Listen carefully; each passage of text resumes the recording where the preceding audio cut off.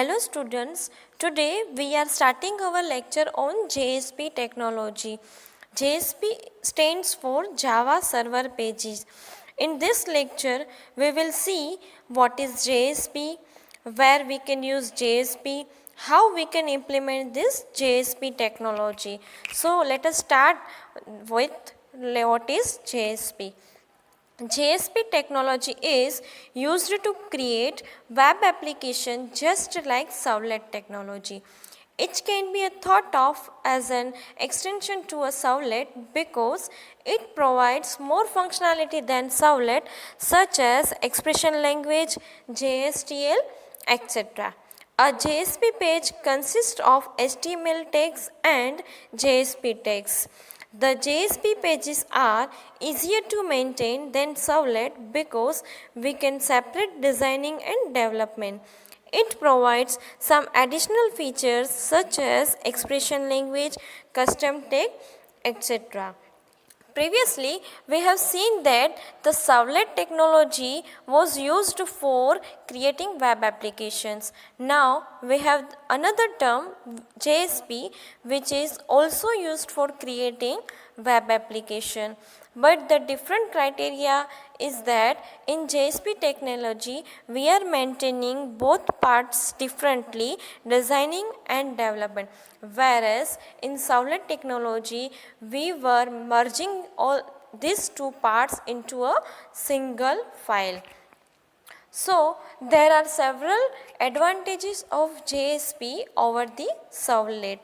These are, first is extension to Servlet. Second is easy to maintain. The third is fast development and the fourth is less code than Servlet. Extension to Servlet. As seen in previous slide, we can say that the JSP is extension of Servlet technology because there are many more features in JSP technology compared to Servlet. For example, expression language, tag library, etc. Easy to maintain. So, in previous slide we have also seen that there are different two parts, business logic and presentation part. In JSP, these two parts are kept separately, whereas in Servlet, we are merging these two parts. So, it is easy to maintain the JSP page compared to Servlet class. Fast development. We can develop the JSP page faster than Servlet because Servlet needs the updated and recompiled, whereas in JSP we need not to recompile the each and every time which we have made changes. Less code than Servlet. In JSP we have rich tag library which we can use for developing JSP page, whereas in Servlet we have to create classes, methods, parameters. So our code part is larger than the JSP page. So let us start with the life cycle of JSP page. There are different four phases of JSP life cycle. The first is compilation, second is initialization, third is execution and the fourth is cleanup. Let us see in the block diagram life cycle of JSP. There are main three methods. The first is JSP init method. The second is JSP service and the third is destroy. When the JSP is initialized, this init method is called same as Servlet, but the name is different here, which is JSP init. When the request response take place, this phase is included in JSP service method, which is exactly working same as service method of Servlet class. Then the last method is JSP destroy method, which is same as destroy method of Servlet class. Now let us see the different phases. First is JSP compilation. The compilation process involves three steps. First is parsing the JSP. Second is turning the JSP into Servlet. Third is compiling the Servlet. In compilation, First, JSP is parsed. Parsed means it is read out and arranged according to grammar.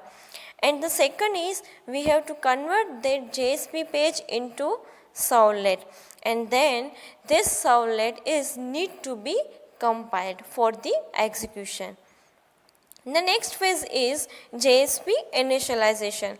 When a container loads a JSP, it invokes the JSP init method before servicing any request.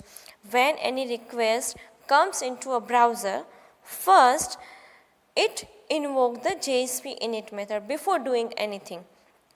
Typically, initialization is performed only once, and as with the servlet init method, you generally initialize database connections, open files and create lookup tables in the JSP init method. So basically we are using this JSP init method for initializing parameters, creating database connections, for creating lookup tables, etc. So next is the JSP execution phase. This phase of JSP lifecycle represents all interaction with request until the JSP is destroyed. It means that before JSP initialized and up to destroy phase, in between these two phases, this phase is working, means the JSP execution, where request response term take place. Whenever a browser requests a JSP and the page has been loaded into a browser, the JSP engine invokes the JSP service method in the JSP. When the request comes, then the browser invokes the JSP service method. The JSP service method takes an parameters as an argument that are HTTP servlet request and HTTP servlet response. This method takes objects of these two classes, which are HTTP servlet request, HTTP servlet response. Then the next phase is JSP cleanup. The destruction phase of the JSP lifecycle represents when a JSP is being removed from use by the container. When the browser has completed the use of the JSP page, then this method is called. The method is JSP destroy method, and this method is same as destroy method of service method, and with this method request response objects which were created in JSP execution phase, those were HTTP servlet response, HTTP servlet request. These two objects will be destroyed in this phase also. So these were the life cycle of JSP. In this lecture we have seen that what is JSP, what are the advantages of JSP over the servlet, and the life cycle of the JSP. In next lecture we will see JSP architecture, means how JSP will work, and the JSP scripting element. Using this JSP scripting element we can design the JSP page. Thank you.